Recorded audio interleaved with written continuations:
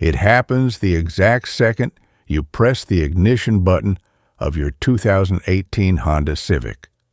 You pull the heavy metal door shut, sealing yourself inside the suffocating heat of the Irvine corporate parking lot. You think you're locking the exhausting world out. You think you have finally found a sanctuary. But the moment the cabin pressurizes, the absolute opposite happens. The silence becomes a vacuum, and your overworked brain immediately rushes to fill it. It begins torturing you with the inescapable soundtrack of your own modern isolation. Stripped of all other distractions, your auditory cortex zeroes in on the specific frequencies you are desperately trying to ignore. The sharp, synthetic warning tone of the unfastened seatbelt. The high-pitched, electrical strain of the alternator struggling to power the failing air conditioning. The rhythmic, plastic strike of the hazard relay deep inside the steering column. Every single mechanical drone feels like a physical weight pressing directly against your skull. You haven't even merged onto the interstate yet, and your own mind is already turning the mundane sounds of a Japanese sedan into a psychological prison. You drop your heavy canvas bag onto the passenger seat. The steering wheel is burning hot against your palms. You pull the heavy nylon seatbelt strap across your chest, slotting the metal tongue into the buckle with a harsh plastic engagement. The warning tone ceases. It is replaced immediately by the violent rush of hot air from the vents as the climate control system desperately tries to lower the temperature. You navigate out of the business park. You are just one small, insignificant metal box, joining the great daily migration. Your destination is a one-bedroom apartment in Culver City. On paper, it is a distance of 40 miles. In reality, on a Tuesday at 5:30 in the evening, it is a journey measured not in miles, but in fragments of your sanity. You approach the on-ramp for the Interstate 405 North. The horizon is a solid, unbroken river of crimson tail lights. Thousands of them, glowing fiercely against the fading Southern California sky. It is an artery clogged with mechanical cholesterol, a sprawling monument to urban failure, and you are willingly driving right into the center of it. You press the brake pedal. The car slows to a crawl. The digital speedometer drops to 5 miles per hour, then 3, then 0. You are stationary. You are trapped in the center lane of a massive concrete canyon. This is the exact moment when the isolation of the vehicle betrays you. You try to turn on the radio to drown out your own rising anxiety. You cycle through the preset stations. You find aggressive, artificial enthusiasm of a drive-time radio host pushing a mattress sale. You find the frantic, overlapping arguments of a sports talk broadcast. You find the hollow synthetic vocal tracks of a pop song you've heard 4 times today. It is all just noise. Pointless, abrasive noise. You reach out and turn the volume dial all the way to the left. The cabin goes quiet again. But your brain refuses to accept the quiet. You realize your left turn signal is still active from the lane merge. A rhythmic, mechanical strike. Over and over, it originates from deep within the plastic casing of the steering column, a metallic piece snapping back and forth, 1, 2, 1, 2. At first, it is just a background function of the vehicle. But as you stare at the unmoving bumper of the Ford Explorer ahead of you, the sound begins to shift. Your mind latches onto the rhythm. It becomes a metronome. It is actively counting the seconds of your youth that you are burning away on this stretch of sun-baked concrete. 1, 2, 1, 2. You cannot ignore it. You try to focus on the license plate ahead of you. It has a tiny faded frame from a dealership in Riverside, but the rhythm pulls your attention back. It feels less like a car part and more like a small hammer striking directly against the base of your brain stem. It is the exact auditory representation of time slipping through your fingers. You reach out and forcefully push the plastic stalk upward. The turn signal cancels. You let out a long, heavy release of air from your lungs. You sink deeper into the driver's seat. For a fraction of a second, you feel a desperate sense of relief. Then, the floorboards begin to vibrate. It starts as a low-frequency resonance. It is not something you hear with your ears. It is something you feel deep in your jawbone and your teeth. You turn your head to the right. A heavily modified faded black Nissan Altima has crept up beside you.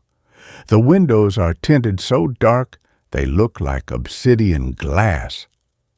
Inside that cabin, a massive aftermarket speaker system is pushing heavy waves of air pressure outward.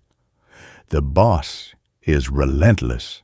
It is an aggressive, territorial display of frequency.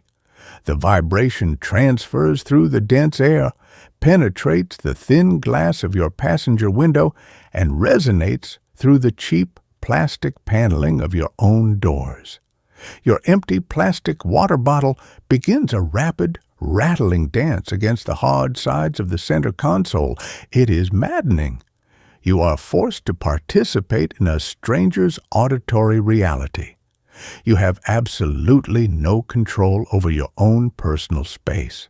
You grip the steering wheel tighter. Your knuckles turning pale under the strain. You stare straight ahead, willing the traffic to move. You pray for even a 10-foot gap just so you can pull your vehicle out of the path of the vibration. But the Ford Explorer does not move.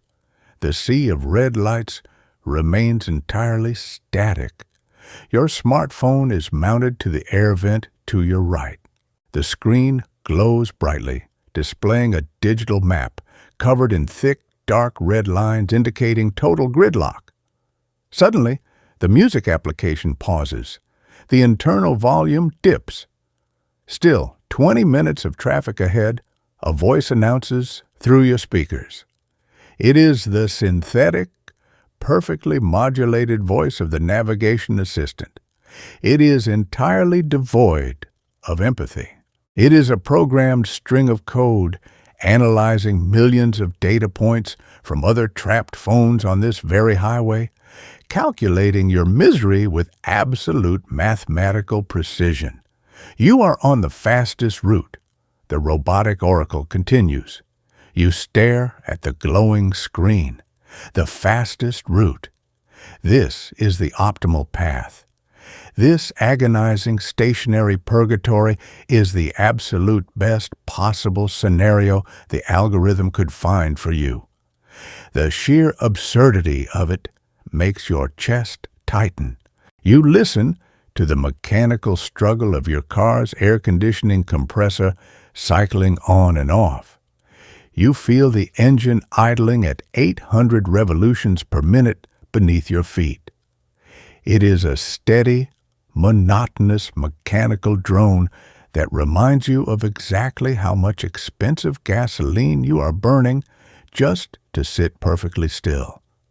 Your brain begins to layer the sensory inputs. The heavy, bone-rattling vibration from the Altima on your right. The drone of the idling four-cylinder engine beneath your shoes. The forced rush of recycled dry air hitting your face. The rhythmic, high-pitched friction of a failing engine belt from a rusted pickup truck 2 lanes over. It becomes a suffocating symphony of mechanical decay. It is the sound of millions of Americans collectively trading their time for a paycheck, only to spend that exact paycheck paying off the vehicles they use to get to work. It is an infinite closed loop of exhaustion. You turn your head slowly to the left. In the lane next to you sits a silver Toyota Camry. The driver is a woman, maybe a few years older than you. She is wearing a dark blue medical scrub top. A faded hospital ID badge hangs from her rearview mirror, twisting slightly in the air conditioning draft. Her window is rolled up tight, just like yours. Her profile is illuminated by the harsh yellow glow of the streetlights that have just begun to flicker to life along the concrete center divider. You watch her. Her hands are resting heavily on the bottom of her steering wheel. Her head is tilted back against the headrest. Her eyes are closed. She looks entirely defeated. She looks exactly how you feel. For a moment, you study the deep lines of exhaustion around her eyes. You notice the rigid way her jaw is clenched. You wonder what kind of grueling shift she just finished. You wonder if she is going home to an empty apartment, or if she has to plaster a fake, energetic smile on her face to walk through the front door for her children. Suddenly, her eyes open. She turns her head. She looks directly at you. There is a barrier of glass, metal, and heavy exhaust fumes between you. The physical distance is less than 6 feet, but in the context of the Los Angeles highway system, you might as well be standing on different planets. Yet, in that split second of eye contact, a massive amount of emotional information is exchanged. It is a silent acknowledgement of a shared prison. You see your own hollow exhaustion reflected perfectly in her dark eyes. She sees the heavy tension pulling down your shoulders. There is no smile. There is no polite nod. It is just a raw, unfiltered recognition of the modern human condition. You are both drowning in the exact same ocean of concrete and brake lights. Then, the bright red glare reflecting off her hood vanishes. The car in front of her has finally moved.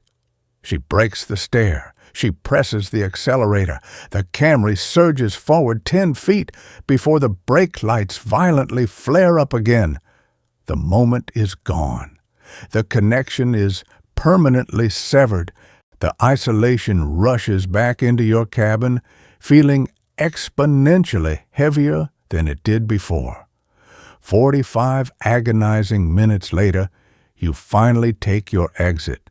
The transition from the massive, sprawling scale of the interstate to the narrow, pothole-riddled surface streets of your neighborhood is jarring. You navigate the familiar turns entirely on autopilot. You pass the same fading strip mall, the same glowing neon sign of the corner liquor store, the same overflowing municipal trash cans on the sidewalk. You turn the wheel, steering into the concrete parking structure of your apartment complex. The rubber tires rub heavily against the polished concrete floor as you spiral up to the 3rd level. You find your assigned spot, number 142. You guide the Civic carefully between the faded white lines, shifting the transmission into park. You press the ignition button. The engine dies. The digital dashboard fades instantly to black. The air conditioning vents cease their blowing. The silence that fills the cabin is sudden and absolute. It is incredibly heavy. It presses inward against your eardrums. But as you sit there in the dark, still gripping the cooling leather of the steering wheel, you realize that the noise has not actually stopped. Your ears are still ringing with the phantom vibrations of the highway. Your brain is still actively processing the aggressive bass, the robotic navigation voice, the mechanical snapping of the turn signal. You realize, with a cold, sinking feeling in your stomach, that the auditory torture was never just external. The sensory overload of the commute was not just a byproduct of the city infrastructure. The noise was a mirror. It was the physical manifestation of your own internal chaos. It was your own anxiety. It was your own desperate need to keep moving, to keep enduring the friction of the day, because stopping means you have to finally face the silence.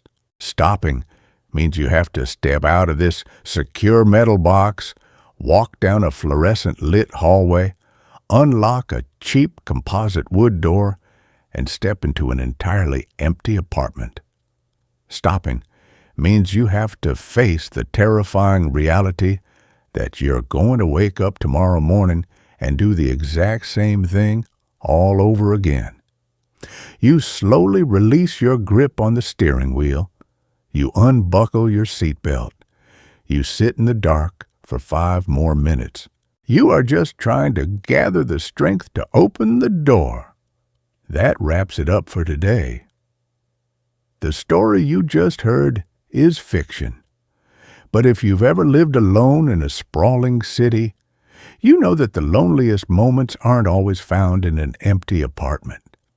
Sometimes they happen when you are surrounded by thousands of people, trapped in a metal box on the 405, letting your own brain torture you with the sound of your engine idling. If this one hit different, drop a comment and tell me which part stayed with you.